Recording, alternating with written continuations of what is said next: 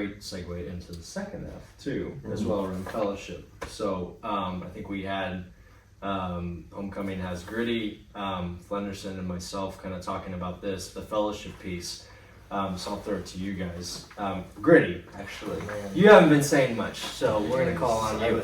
How did the fellowship aspect of F3 kind of play out for you during GROWRUCK, and were there moments where that sense of brotherhood was really particularly evident to you?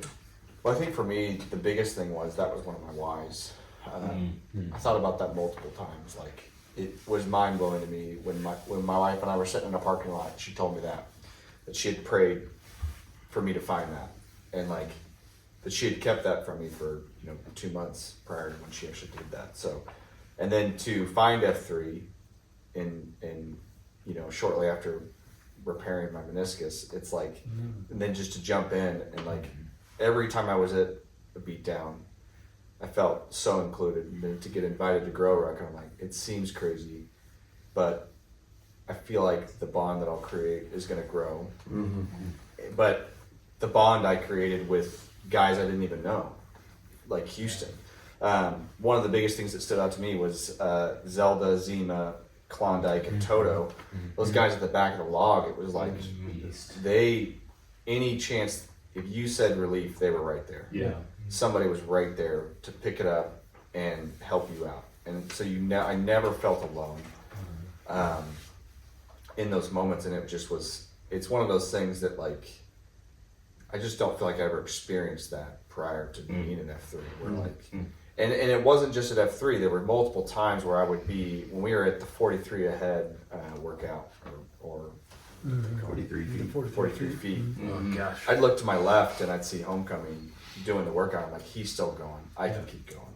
I'd look to my right and I saw somebody else going, and I'm like, they're still going. I can keep going. But then I also kept thinking about that when I return home, it's going to be the same thing. I can look to my left and see one of these guys that I've created this bond with, and they're going to keep pushing me to go, whether it's at my house, in my household, with my family, or in a beatdown on a gloomy morning. So it was just that what encouraged me was that fellowship grew. At the beginning, it was like, man, I don't know these guys. I'm like, I need to like step it up so I'm not the weak link. But as the night went on, it was, I never even thought about that. When I was APL at one point, I really just tried to push into each other that like, when those guys have that 80, just get up there and give relief, because they need it just as much as, you don't want it. And it's a weird thought, but it's like, it was just so encouraging to even see guys, multiple times, chop it multiple times. I could see it in your eyes that you didn't want to go up there, but you're like, I'm going to do it because the guy that I'm creating this bond with needs it.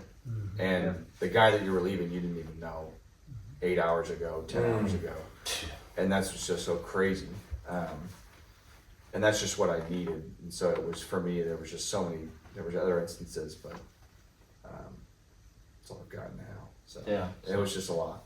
I'm going to jump in and kind of piggyback off that a little bit. From Grow School, there's a moment where Tommy Boy, as he's talking, he says, how many of you have profoundly had your lives changed by F3? There was not a single second of hesitation where every hand just shot up. And I think kind of piggybacking off of that, where it doesn't matter who these guys are, you're there, you're providing relief, you're jumping in, because we've all profoundly had our lives changed by this, and we've, to your point, found our people of jumping in, going head first, and knowing that I've got your back, you've got mine. Yeah.